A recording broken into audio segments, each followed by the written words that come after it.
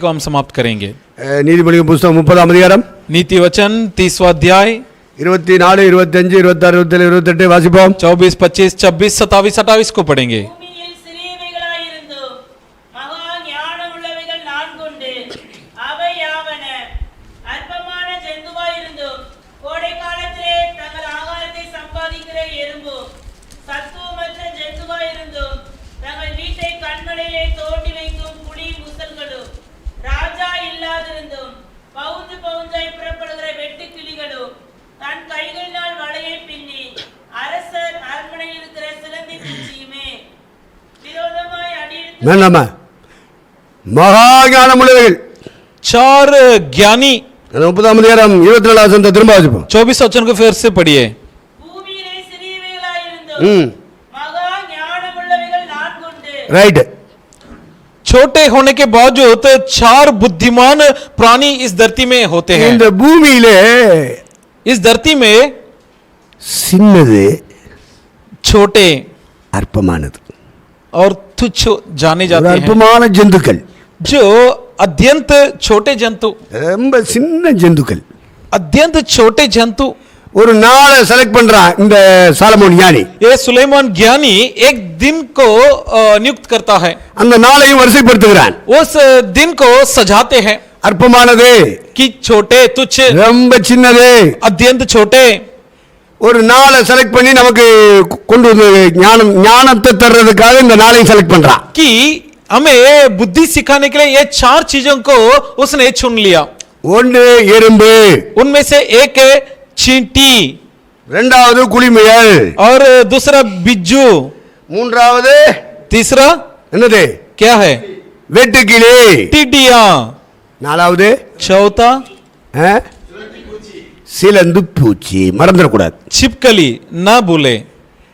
இந்த நாளை எதற்காக சாலமோன் ஞானி செலக்ட் பண்றான்? तो सुलेमान ज्ञानी इन चार जंतुओं को क्यों चुन அது लिया? சின்னதுதான், உலகத்தின் பார்வையில் அது சின்னதுதான். जी हाँ, सरकार के संसार की नजर में छोटे हैं, அது அற்பமான ஜந்து, जरूर तुच्छ माने जाते हैं, பலவீனமான ஜந்து.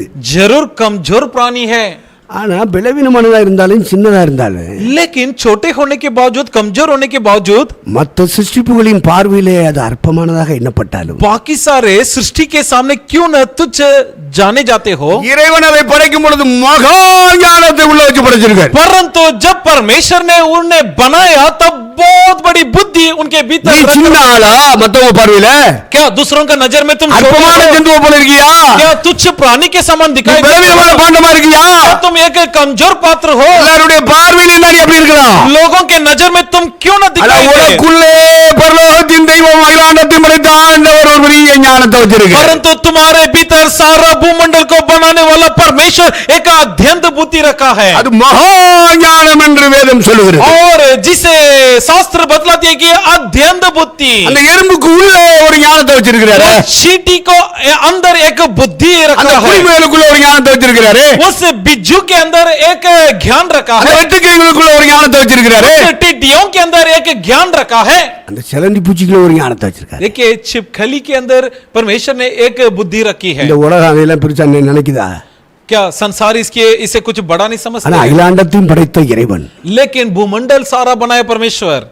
வானங்களிலும் படைத்தார், பூமியிலும் படைத்தார், சமுத்திரத்திலும் படைத்தார். उसने आसमान में भी बनाया, धरती में भी बनाया, और समुद्र में भी बनाया, அதில் உள்ள சர்வ சேனைகளையும் படைத்தார். और जितने भी जीव जंतु है सभी को उसी ने அவருடைய बनाया। படைப்புகளிலே இங்கே சொல்லப்பட்டிருக்கிறது. उसके रचावट में कहा गया है।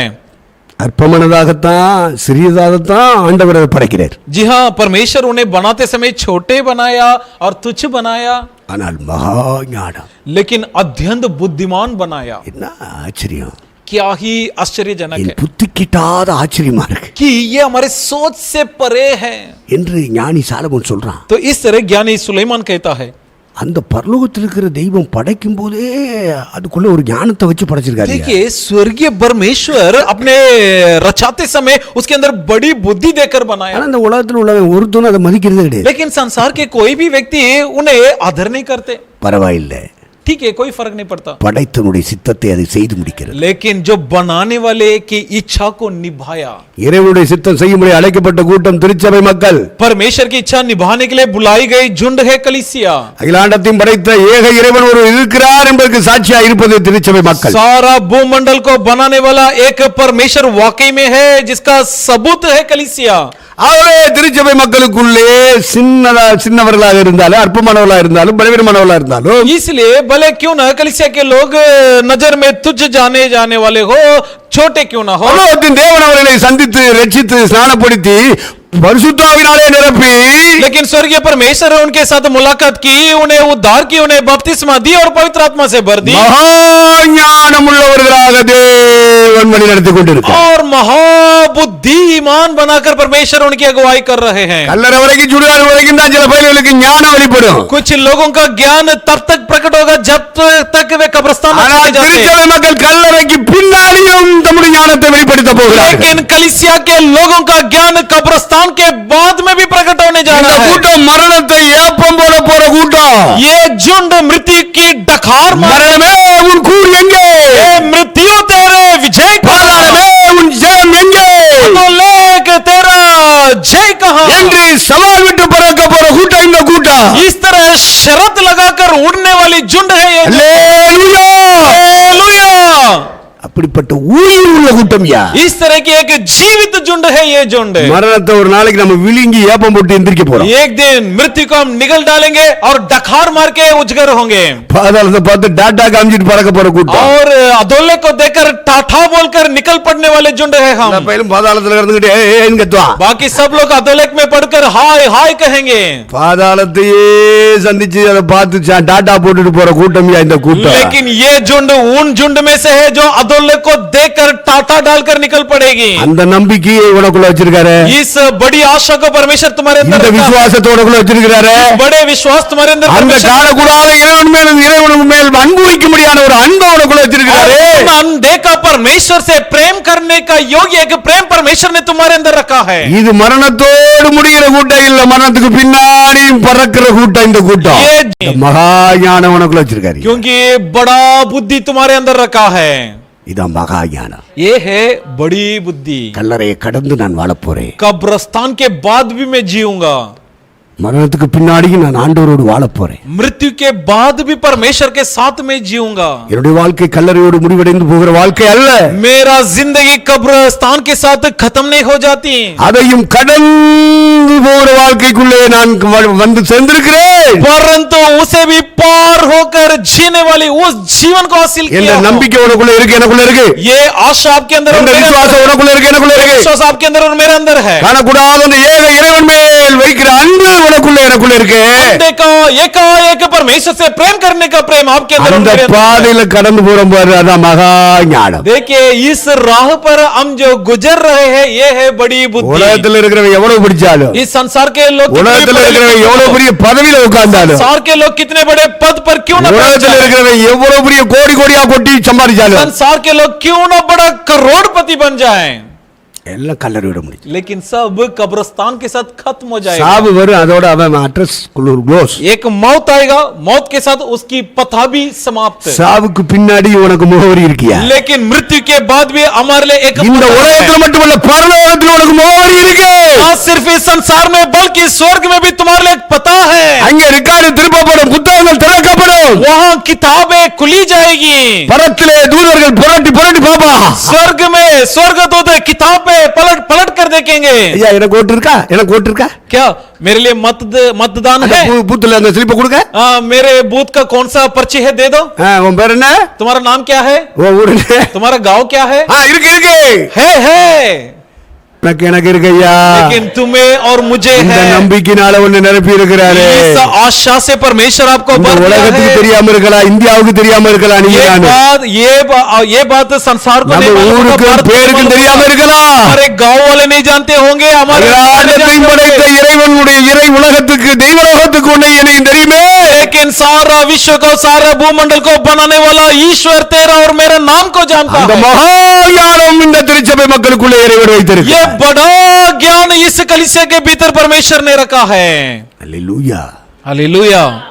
கர்த்தருக்கு ஸ்தோத்திரம். यहोवा की स्तुति हो.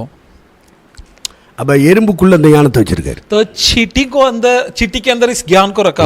உலக படைப்புகளுக்குள்ளேயே ரொம்ப சின்னது அந்த எறும்பு. देखिए विश्व के जो जितने भी प्राणी है जंतु है उनमें से सबसे छोटे है ये चींटी. ரெண்டாவது குளிமேல், दूसरा बिजू, மூன்றாவது விட்டுக்கிளி, तीसरा टिड्डियां, நாலாவது சிலந்திப்பூச்சி. चौथा मकड़ी. இந்த நாளை மாத்திரம் செலக்ட் பண்றான் சாலமோன். सुलेमान ने ये 4 को चुन लिया. இந்த நாளுக்குள்ளேயும் மகா ஞானத்தை இறைவன் வச்சு படைச்சிருக்காரு. ये 4 जंतुओं के अंदर अधिक अत्यंत बुद्धिमान परमेश्वर ने बनाया. அப்ப மக்கள் மத்தியில 800 கோடி மக்கள் வாழ்ந்துட்டு இருக்கான்னா சபையும் வாழ்ந்துட்டு இருக்கு. तो विश्व भर में 800 करोड़ लोग जी रहे हैं जहां पर कलीसिया भी जी रही है. அப்ப சபைக்குள்ள பரலோகத்தின் தேவன் மகா ஞானத்தினால் நிரப்புகிறார். तो कलीसिया को परमेश्वर अत्यंत बुद्धिमान बनाया है. அவருடைய அபிஷேகத்தினாலே அதை நிரப்புகிறார். अपने अभिषेक से भर दिया है. இஸ்ரவேலை ஞானத்தின் ஆவியினால் நிரப்பினார். और किसी को ज्ञान की आत्मा से भरा. யோசுவாவை ஞானத்தின் ஆவியினால் நிரப்பினார். यहोशू को ज्ञान की आत्मा से भर. தானியேலை ஞானத்தின் ஆவியினால் நிரப்பினார். दानियेल को ज्ञान की आत्मा से भर दिया. யோசேப்பை ஞானத்தின் ஆவியினால் நிரப்பினார். यूसुफ को ज्ञान की आत्मा से भर दिया था. அப்போஸ்தலனாகிய திருச்சபையின் தலகர்த்தராய் விளங்கின பவுலை ஞானத்தின் ஆவியினால் நிரப்பினார். और जो प्रेरित माना जाता था, जो कलीसिया के अध्यक्ष माना जाता था, पौलुस को परमेश्वर திருச்சபையின் அஸ்திபார கற்களாய் விளங்கின அப்போஸ்தலர்களை ஞானத்தின் ஆவியினால் நிரப்பினார். प्रेरित जो कलीसिया के नींव पत्थर माने जाते थे उन्हें परमेश्वर. 21ஆம் நூற்றாண்டிலே வாழ்ந்து கொண்டிருக்கிற உன்னையும் என்னையும் தேவன் பரம ஞான அபிஷேகத்தால் நிரப்பினார். इस 21वीं सदी में जी रहे आपको और मुझे भी परमेश्वर ज्ञान से भर रखा. மகா ஞானம், यानी अत्यंत ज्ञान.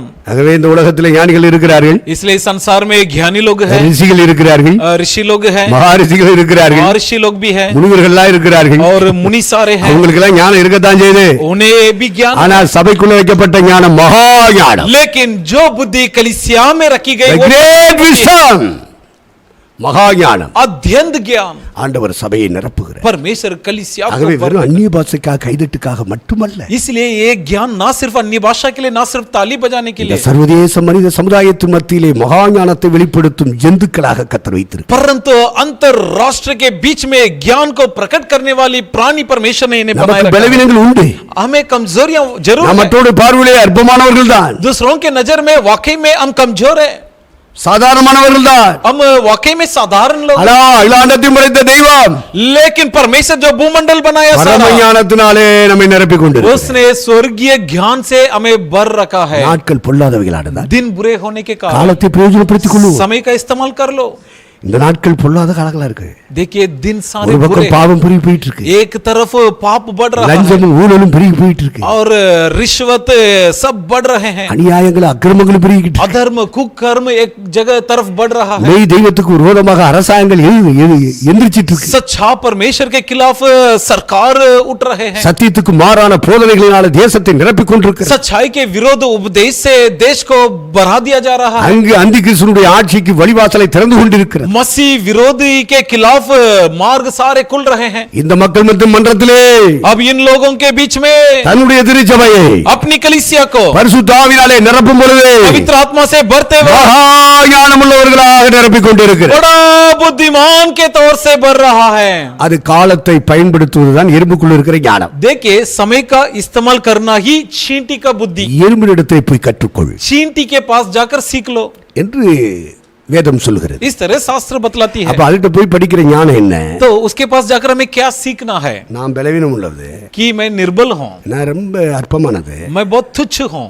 ஆகவே நாம இந்த உலகத்துல வாழ்ற வரைக்கும் इसलिए जब तक मैं इस दुनिया में जी रहे हैं நம்ம குடும்பத்துக்கு நமக்கு வேண்டியதை நாம சம்பாதிச்சிடணும். तब तक हमारे परिवार के लिए और हमारे लिए जो आवश्यकता है उसकी कमाई कर लेना. அது நீதிமொழிகள் 6ஆம் அதிகாரத்தில் நம்ம 6ஆம் வசனம் முதல் தொடர்ந்து வாசிக்கும் பொழுது அந்த ஞானத்தை நாம் அங்கே அறிய முடியும். तो नीति वचन की 6वां अध्याय के 6वां वचन से पढ़ते समय इस ज्ञान के बारे में हम அப்ப पढ़ते எறும்பிட்ட हैं. இருக்கிற மகா ஞானம் என்னையா? तो चींटी की बड़ी बुद्धि क्या है?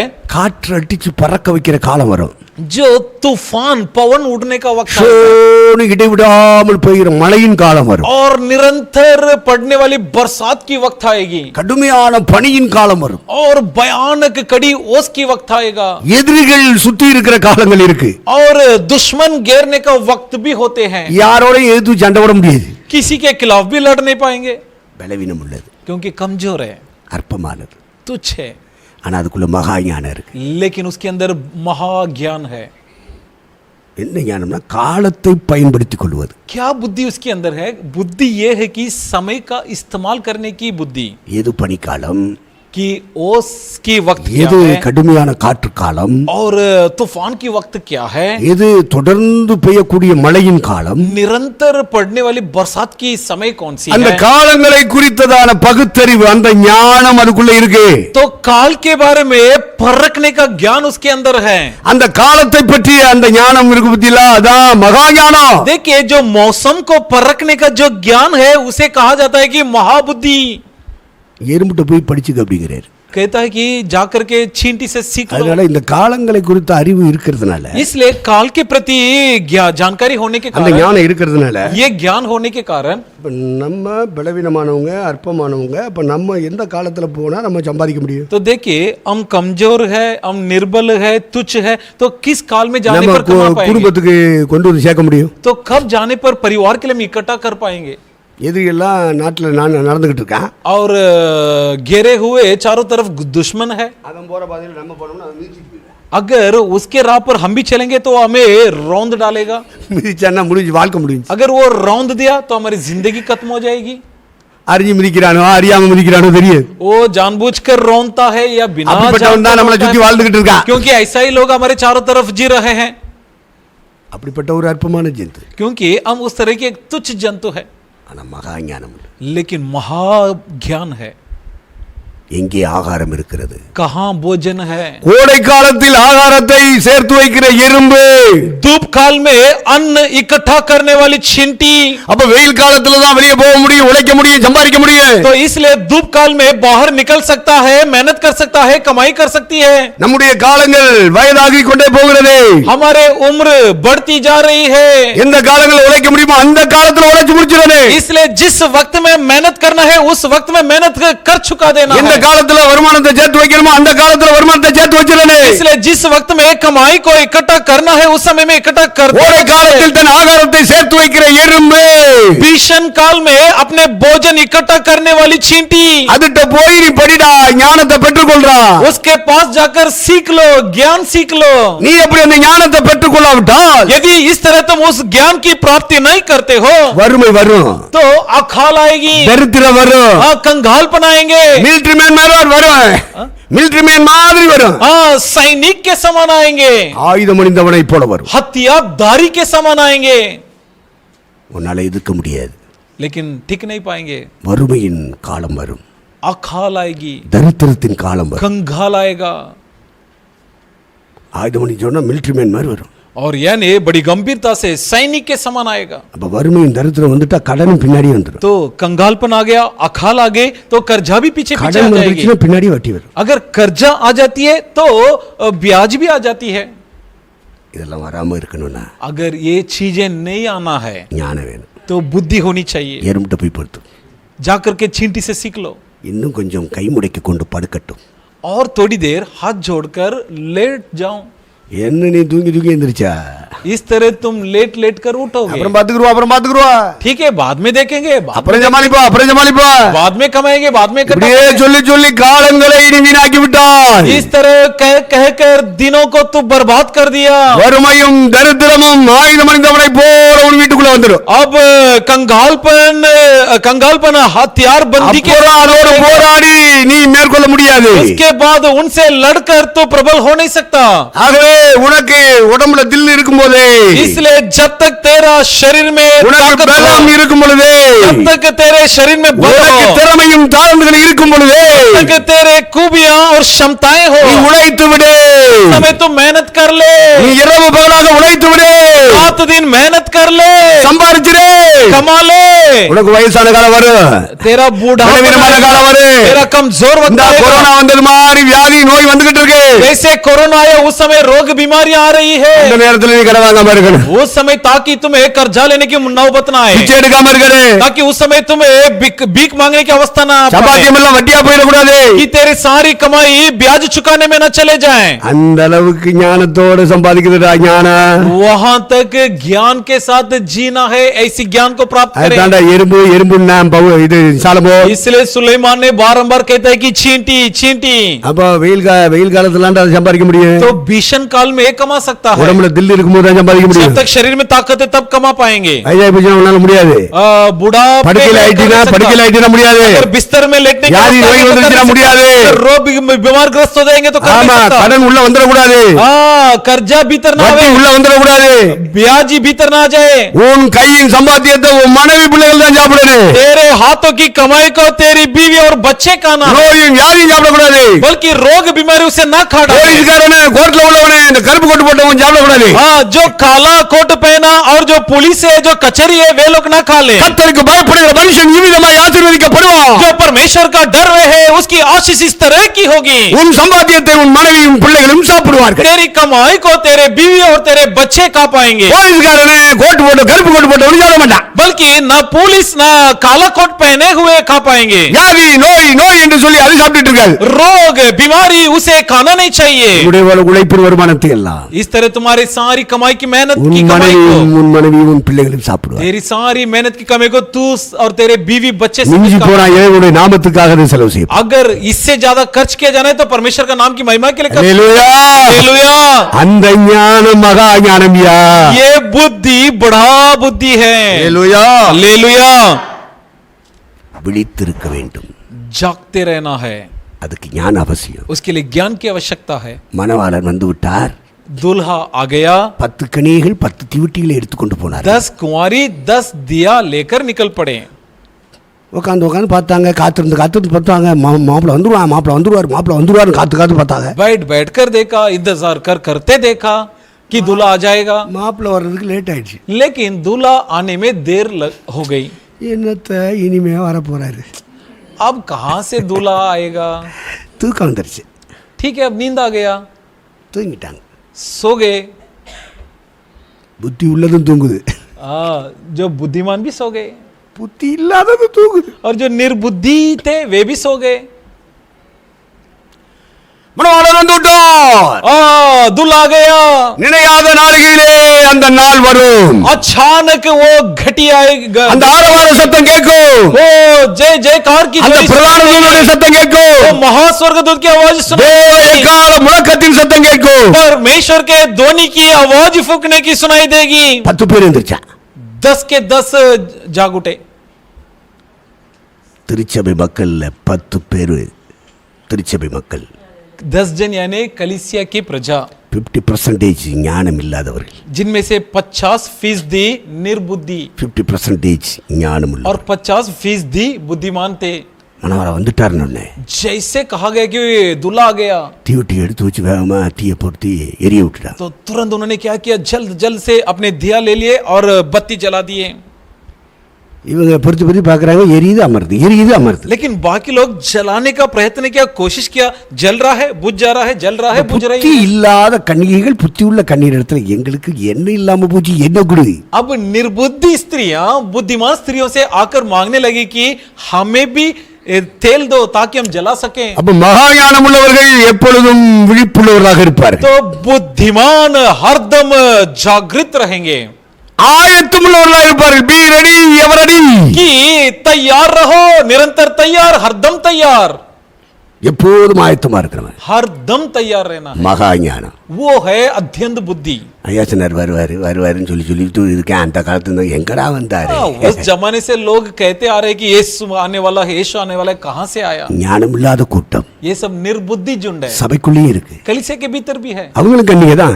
वे भी कुंवारी तो है, எல்லாரும் மணவாளனை எதிர்பார்த்தா இருக்கிறாங்க. और सभी की अपेक्षा दुल्हा की आने की अपेक्षा थी।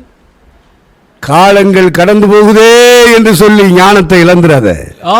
दिन बीत रहा है कहकर अपने ज्ञान को खो न दे। மகா ஞானம் உள்ளது எறும்பு.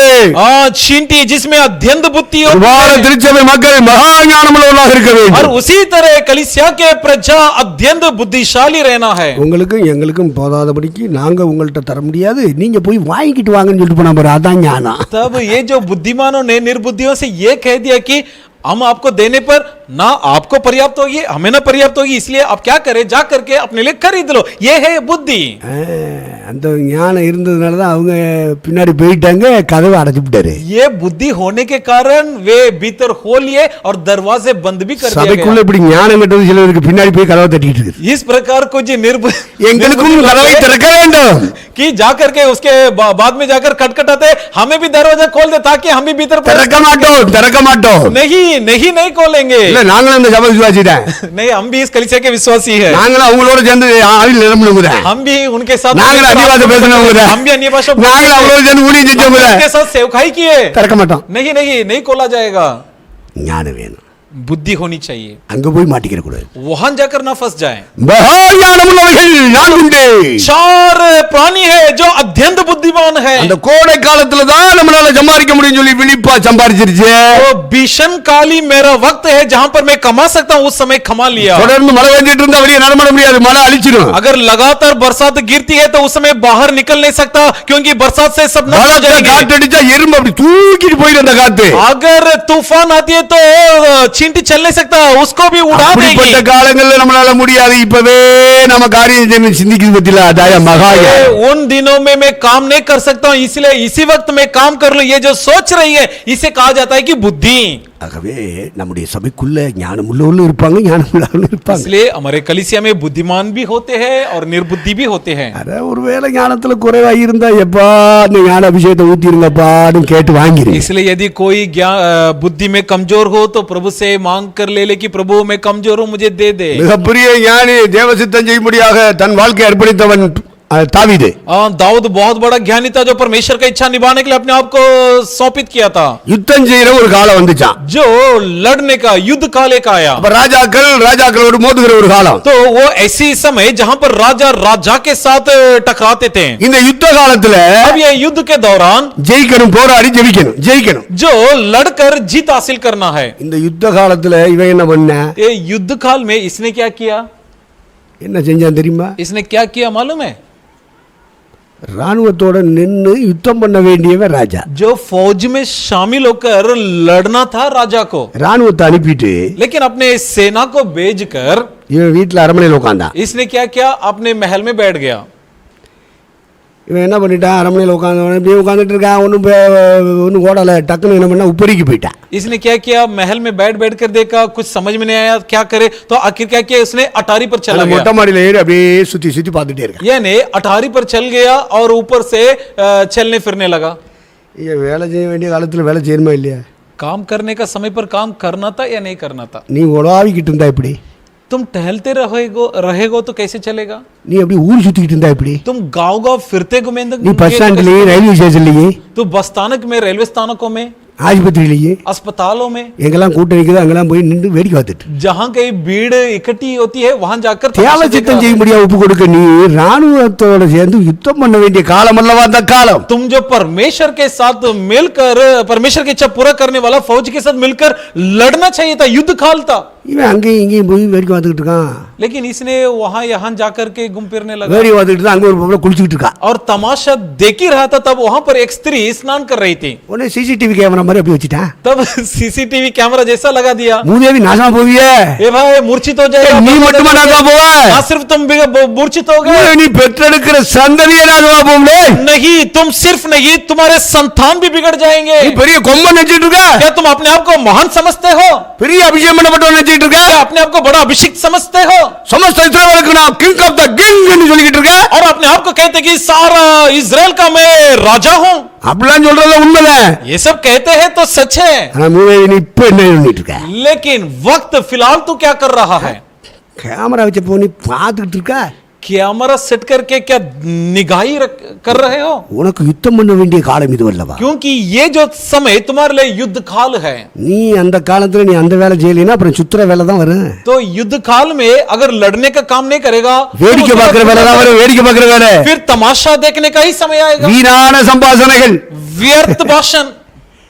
சில வீணா போனவெல்லாம் ஃப்ரெண்ட்ஸ் மாதிரி வந்து உட்கார்ந்துக்கிட்டு வீணான காரியங்களை பேசுவான். कुछ निकम्मा दोस्त लोग आपस में बैठकर जुटकर निकम्मे बातें करते हैं அரசியல் பேசிக்கிட்டு இருப்பான், कि सियासत करते हैं, சினிமாவை பேசிக்கிட்டு இருப்பான், सिनेमा का चर्चा करते हैं, இந்த காமெடி ஆக்டருடைய காமெடி டயலாக் பேசிட்டு இருப்பான். ये कॉमेडियंस के कॉमेडी बयान करते हैं. என்னவோ அழைப்பு, என்னவோ அபிஷேகம், என்ன மூதேவி, நீ எங்க நிக்கிற? ये भाई ये क्या कर रहे हो, तुम्हारा बुलावा क्या है, तुम्हारा अभिषेक क्या है? பெரிய அபிஷேகம் பண்ணப்பட்டவன் பெரிய ராஜான்னு சொன்னா போதாதுலே? अपने आप को मैं बड़ा व्यक्ति हूँ, अभिषिक्त हूँ, राजा हूँ कहना काफी नहीं. யுத்தம் பண்ற காலம்னு ஒரு காலம் உனக்கு இருக்கு. परंतु युद्ध काल तुम्हारे लिए होता है. அந்த காலத்துல நீ யுத்தம் பண்ற இடத்துல நிக்கணும். उस युद्ध काल के दौरान युद्ध के मैदान में ஜெபிக்க வேண்டிய காலம்னு ஒரு காலம் இருக்கு. प्रार्थना करने के लिए एक समय जरूर ஜெப है. கூட்டங்கள் நடக்கிற ஒரு காலம் இருக்கு. प्रार्थना सभा होने का एक समय होता வேதத்தை है. தியானிக்கிற ஒரு காலம் இருக்கு. शास्त्र को मनन करने का एक समय होता है. சாத்தானோடு போராடி யுத்தம் பண்ணி ஜெயிக்கிற ஒரு காலம் இருக்கு. शैतान के साथ लड़कर जीत हासिल करने का एक समय होता है. யுத்த காலத்துல நீ ஊர் சுத்திட்டு இருக்க. युद्ध काल में तो गांव फिर रहा है. முழங்கால நின்று ஜெபத்துல யுத்தம் பண்ணணும். युद्ध घुटना टेकते हुए घुटने के जरिए युद्ध करना வேதம் है. படிக்க வேண்டிய காலத்துல நீ ஊர் சுத்திட்டு இருக்க. शास्त्र पढ़ने का समय तो गांव फिर रहा है. வீணான நண்பர்களோடு சேர்ந்து அரட்டை அடிச்சிட்டு இருக்க. निकम्मा दोस्तों के साथ मिलकर रट्टा मारते हो. அபிஷேகம் பண்ணப்பட்டவன் நான் ராஜா, நான் ஆண்டவருடைய ஜனங்களோடு இருக்கிறவன் சொல்லி சும்மா வெத்து பேச்சு பேசிட்டு கூட. सिर्फ निकम्मा बात नहीं कहना है कि अपने आप को मैं राजा हूं, मैं महान हूं, व्यर्थ बात ना करें. எந்த நேரத்துல எந்த வேலை செய்யணுமோ அந்த நேரத்துல அந்த வேலையை செஞ்சு முடிச்சிரு. किस अवसर पर कौन सा काम करना है, उस अवसर पर उस काम को छुका देना है. அதை விட்டுவிட்டு यह छोड़कर நீ உப்பரியில் உலாவுற மாதிரி உலாவிட்டு இருந்தா अटारी पर टहलने जैसे अगर टहलते रहेंगे பாவியா போவ. तो पापी बन जाओगे. பரிசுத்தாவினரை துக்கப்படுத்திடுவ. पवित्र आत्मा को शोक पहुंचा दोगे. அப்புறம் உட்கார்ந்து நீ அழுவ, மன்னிப்பு கேட்ப. इसके बाद बैठकर तुम रो पड़ोगे, क्षमा मांगोगे. ஆண்டவர் மன்னிப்பாரு. परमेश्वर क्षमा भी दे देगा. ஆனா நீ செஞ்ச பாவத்துக்கு தண்டிக்க மாட்டார். लेकिन तूने जो पाप किया எலும்பு நொறுக்கிடுவார்ல.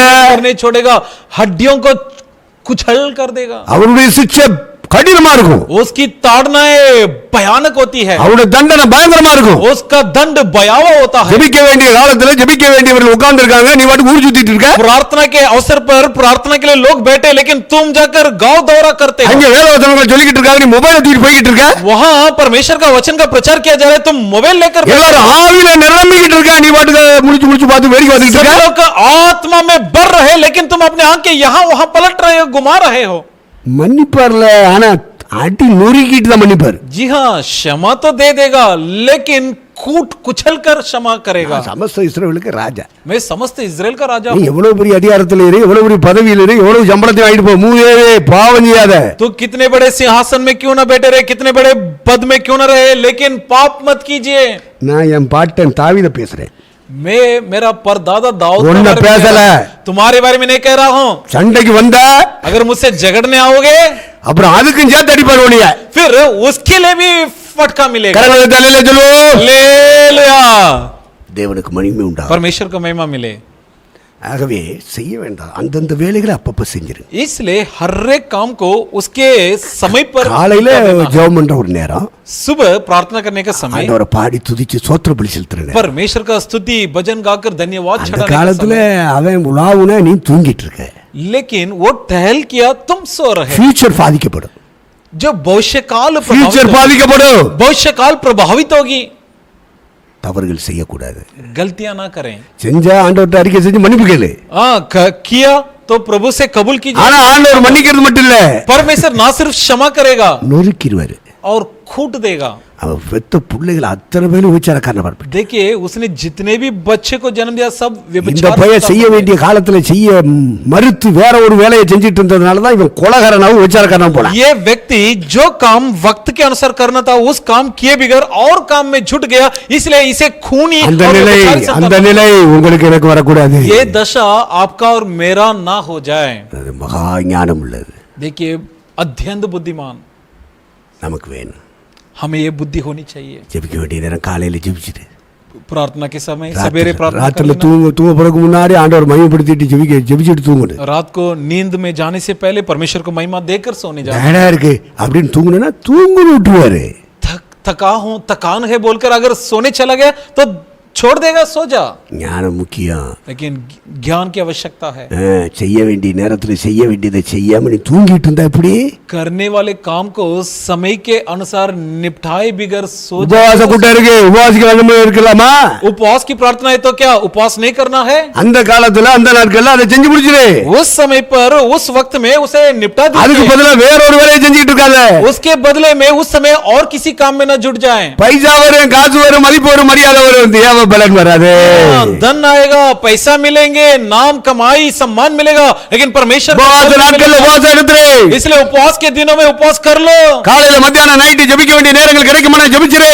सुबह शाम दिन में प्रार्थना करने का वक्त मिलता है, ஆராதிக்க வேண்டிய நாள்ல போய் ஆராதிச்சிரு. आराधना के समय में जाकर के आराधना में शामिल हो जाओ। வேதத்தை படிச்சு தியானிக்க வேண்டிய காலங்கள்ல படிச்சு தியானிச்சிரு. शास्त्र को पढ़कर मनन करने का उन दिनों में मनन कर लो। ஊழியம் செய்ய வேண்டிய காலத்துல ஊழியம் செஞ்சிரு. सेवकाई करने का दिनों में सेवकाई निपटा लो। தாவீதை போல உலாவிக்கிட்டு இருக்காத. दाऊद के समान टहल मत कीजिए। சிம்சோனை போல தெளிலால் மடியில படுத்து கிடக்காத. सिमसोन के समान दलीलाल के मांडी पर सो न जाए। ரொம்ப டயர்டா இருக்கு. बहुत थकान है, அங்கே எனக்கு நிம்மதி. वहां मुझे तसली। தாயே உன் மடியை கொடு, கொஞ்சம் உறங்கிக் கொள்ளுகிறேன். हे मेरी माँ, तेरी माँ गोद दे ताकि मैं थोड़ी देर உறங்குகிறேன் தாயே, உறங்குகிறேன் தாயே. सो रहा हूँ मेरी माँ। கொஞ்சம் மடியை தாருன்னு சொல்லி மடியில படுத்துட்டா. थोड़ी देर के लिए अपने मांडी दे दीजिए। ஃபியூச்சர் போயிரும்ல, ஃபியூச்சர் போயிரும்ல. नहीं, भविष्य काल प्रभावित होगी। சிம்சோனுடைய ஃபியூச்சர் அடிபட்டு போச்சு. सिमसोन का भविष्य काल बेकार। அபிஷேகம் பண்ணப்பட்ட தெய்வ மக்கள், अभिषिक्त परमेश्वर के लोग, தேவனுடைய ஊழியர்கள், परमेश्वर के सेवकों, டயர்டா இருக்குன்னு படுத்துறாங்க. थकान महसूस कर लेट मत जाइए। திருச்சபை விழிப்புணர்வு கொள்ள வேண்டும். बल्कि कलीसिया जागते रहना है। ஆகவே அந்தந்த நேரங்களில் ஜெபிச்சிருங்க, அந்தந்த நேரங்களில் வேலை வாசிச்சிருங்க. इसलिए नियुक्त समय पर உபவாசம் எடுத்துருங்க. சொல்ல வேண்டியவர்களுக்கு சுவிசேஷத்தை சொல்லி முடிச்சிருங்க. सुसमाचार सुनाने वालों को सुना दीजिए। இதெல்லாம் நமக்கு யுத்தம் பண்ணுகிற காலம்.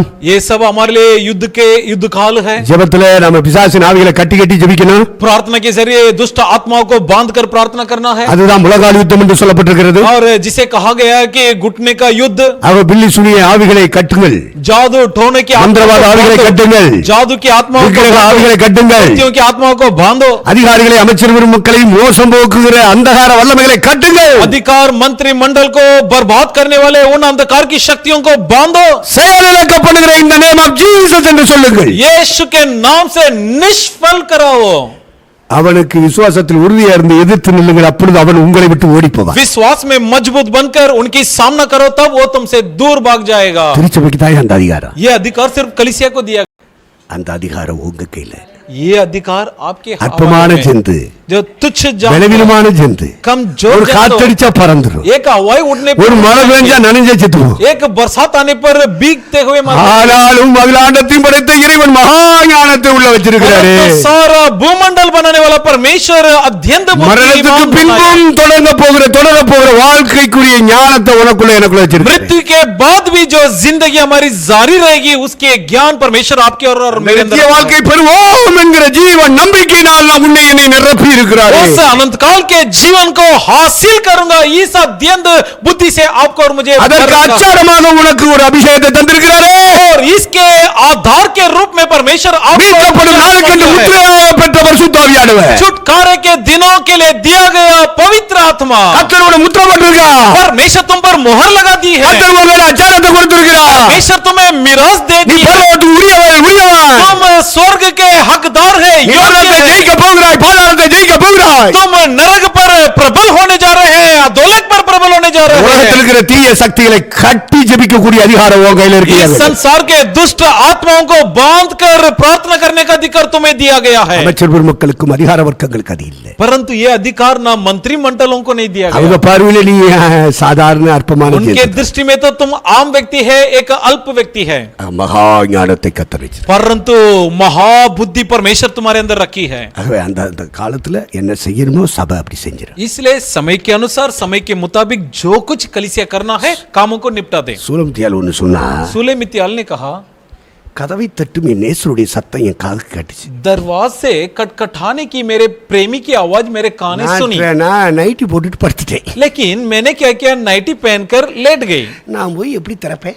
अब मैं जाकर के कैसे खोल दूं? நான் இழுத்து மூடிட்டு தூங்கிட்டேன்.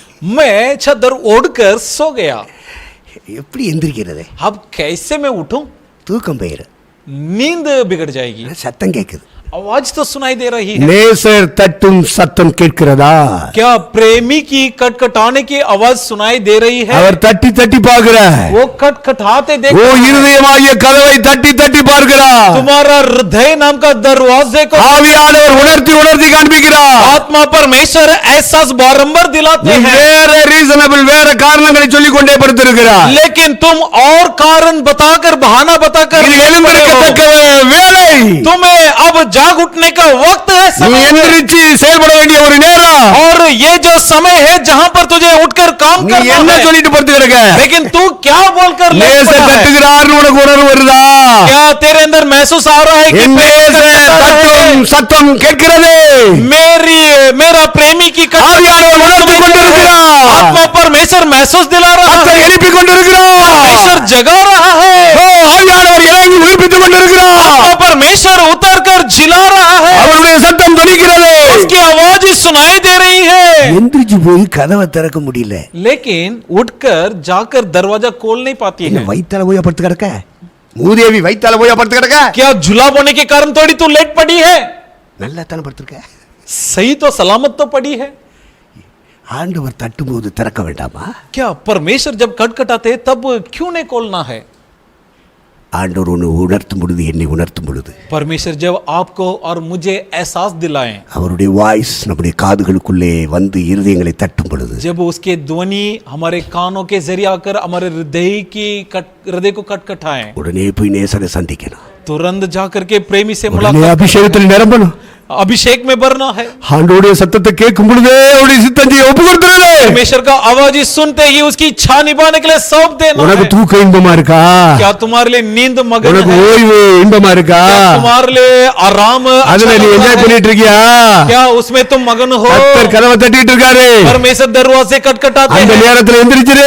इस समय जाग जाओ. எவ்வளவு நேரம் தட்டிட்டு இருப்பான்னு சொல்ல முடியாது. कितना देर तक खटखटाएगा पता नहीं. கிருபையின் வாசல் அடைபடும் முன்னே अनुग्रह के द्वार बंद होने से पहले நெருங்குண்ட மனதாய் முன் செல்வோர் யார்? कौन है जो खेदित मन के साथ उसके सामने जाए? ஆண்டவர் போயிட்டாரு. परमेश्वर अब वहां से चले गए. அதுக்கப்புறம் போய் கதவை திறக்கிறா. उसके बाद जाकर के दरवाजा खोलती है என் நேசரை கண்டீர்களா? और पूछती है क्या मेरा प्रेमी को देखा है? அந்த தெருவுல ஓடுறா, இந்த தெருவுல ஓடுறா. वहां दौड़ती है, यहाँ जाती है, उस गली में जाती அங்கே है, इस सड़क சீயோன் पर घूमती है. குமாரத்திகளை பார்க்கிறாள், எருசலேம் குமாரத்திகளை பார்க்கிறாள். वहां यरीहो पुत्रियों को देखती है, यरूशलेम पुत्रियों को देखती है. அந்த சபை மக்களை பார்த்து, இந்த சபை மக்களை பார்த்து, उन कलीसिया के लोगों से, इन कलीसिया के लोगों से, என் நேசரை கண்டீர்களா? क्या कहीं तुमने मेरी प्रेमी को நான் देखा? சத்தத்தை கேட்டேன், ஆனாலும் திறக்கல. मैंने उसकी आवाज सुनी बल्कि दरवाजे नहीं அவர் வெளியே खोला. போயிட்டாரு. वो चले गए. ஆண்டவர் தட்டி தட்டி பார்த்திருக்கிறார். அப்புறம் போயிடுவாரியா? परमेश्वर कुछ देर के लिए खटखटाएंगे, அவருடைய उसके பிரசன்னம் बाद விலகிருமியா? उसकी उपस्थिति निकल जाएगी. அவர் உன்னை உணர்த்தும் போதே ஒப்பு கொடுத்துரு. इसलिए जिस वक्त वो तुम्हें एहसास அவர் दिलाए, உன் இதயத்தை தட்டும் போதே ஒப்பு கொடுத்துரு. तुम्हारे हृदय नाम के दरवाजे को खटखटाते वक्त सौंप दे. நீ அப்புறம் கதவை திறந்துகிட்டு தேடி தேடி தெரு தெருவா ஓடுனாலும் கிடைக்காது. अगर उसके बाद तू दरवाजे खोलकर गली गलियों में घूमने पर भी नहीं அங்கே पाया காவலர்கள் திரிகிறார்கள்.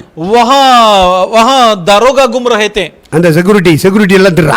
सुरक्षा कर्मी घूम रहे थे. என் நேசரை கண்டீர்களா? उनसे जाकर पूछते क्या तुमने சீயோன் मेरा प्रेमी को குமாரத்தியே, देखा? எருசலேம் குமாரத்தியே, என் நேசரை கண்டீர்களா? सिय्योन पुत्रियों, यरूशलेम पुत्रियों, क्या तुमने मेरा प्रेमी நீங்க को எனக்கா देखा? ஜெபம் பண்ணுங்க, நீங்க எனக்கா ஜெபம் பண்ணுங்க. तुम हमारे लिए प्रार्थना करो, आप हमारे लिए प्रार्थना कीजिए. அவன் பார்த்தான், ஒருத்தன் புடிச்சு போட்டான் போடு. उसने देखा ये पकड़ा और फटका दिया. அவர் தான் வந்து கதவை தட்டிட்டு இருந்திருக்காரு, உன்னை தேடி வந்து தட்டி இருக்காரு. அந்த நேரம் கேட்க இப்போ வந்து தேடிட்டு இருக்க. उसने जब आकर दरवाजा खटखटाया उस समय नहीं खोला, और अब आकर क्यों बोलते। ढूंढ रहे हैं? ये मार पिटाई कूट किया. நகரத்தில் திரிகிற காவலாளர்கள் என்னை அடித்தார்கள். शहर में चलते फिरते दारोगों ने मुझे मारा है, पिटाई की. ஒரே அடியா இருக்கு. मुझे बहुत ही पिटाई हुई. மூதேவி, அந்த டயத்துல நீ எந்திரிக்க வேண்டாமா? क्यों? वक्त में तुम्हें जागना चाहिए था. அந்த நேரத்தில் நீ பாட்டுக்கு தூக்கம் உனக்கு என்ஜாய் பண்ணிட்டு இருக்கு. उस समय नींद में तुम கர்த்தர் பேசும்போது உன்னை ஒப்பு கொடுக்கலையே. परमेश्वर बोलते वक्त तुमने सौंपा அவர் नहीं. உனக்கு உணர்வை தட்டி எழுப்பும் பொழுது நீ அர்ப்பணிக்கலையே. उसने जब तुम्हें महसूस दिलाया उस समय तुम क्यों नहीं समर्पण நாட்கள் किया? பொல்லாதவர்கள் ஆனதால் காலத்தை பிரயோஜனப்படுத்திக் கொள்ளுங்கள். दिन बुरे होने के कारण समय का इस्तेमाल करो. அந்த காலத்தை பயன்படுத்தி பயன்படுத்திக் கொள்ளுகிற ஞானம் ஏற்பட்டு இருக்கு. उस समय का इस्तेमाल करने का बुद्धि छींटी में थी. ஏற்பமா இருந்தாலும் சரி, तो क्यों न तुझे जानने वाले में से हो? பலவீனமாக இருந்தாலும் சரி, क्यों न कमजोर में से ஆனா हो? மகா ஞானத்தை கத்த தந்து கொண்டிருக்கிறார். लेकिन अध्ययन बुद्धि परमेश्वर दिया है. அதனால ஆண்டவர் தட்டும்போது நம்ம டக்குன்னு ஒப்பு கொடுத்துறோம். इसलिए परमेश्वर जब कटकटा ஓ ஆண்டவருக்கு நான் அடிமை, நான் ஆண்டவருக்கு कि அடிமை, मेरा प्रभु का मैं गुलाम हूँ, நான் புருஷனை அறியலே, मैं पति को नहीं जानती हूँ, எனக்கு எப்படி ஆகும்? मेरे साथ कैसे संभव है? அது தேவனாலே ஆகும். जी हाँ, परमेश्वर से संभव है. அதை காணாத அந்த தெய்வம் உனக்குள்ள இறங்கி என்ன செய்யணுமோ செஞ்சிருவாரு. अनदेखा परमेश्वर तेरे अंदर उतर कर जो करना है நான் ஆண்டவருக்கு அடிமை, परमेश्वर का गुलाम என்னை हूँ, அர்ப்பணிக்கிறேன், समर्पित करती हूँ. என்னை அர்ப்பணிச்ச பத்திலா, इस तरह कहकर जो அந்த समर्पित की தட்டு थी, போல கதவை திறந்து ஏற்றுக்கொண்ட பத்திலா. खटखटाते वक्त दरवाजे खोलकर स्वीकार कर ली, அதனால சில அவமானம் வந்தது, நிந்த வந்தது, जिसके कारण कुछ अपमान सहना पड़ा, निंदा सहनी पड़ी, ஆனாலும் உலகத்துக்கு ரட்சிப்பை கொண்டு வந்தார். लेकिन पूरा विश्व के लिए उसने उद्धार लाए முழு உலக பாவிகளையும் பரிசுத்தவான்களாக்கக்கூடிய ரட்சகரை தந்தார். और विश्व के सारे पापियों को पवित्र बनाने वाले उद्धारक को दी. மகா ஞானம். बड़ी बुद्धि. எல்லாரும் திருப்போம், आइए सब, நாம் ஜெபிப்போம். आइए हम सब प्रार्थना करेंगे.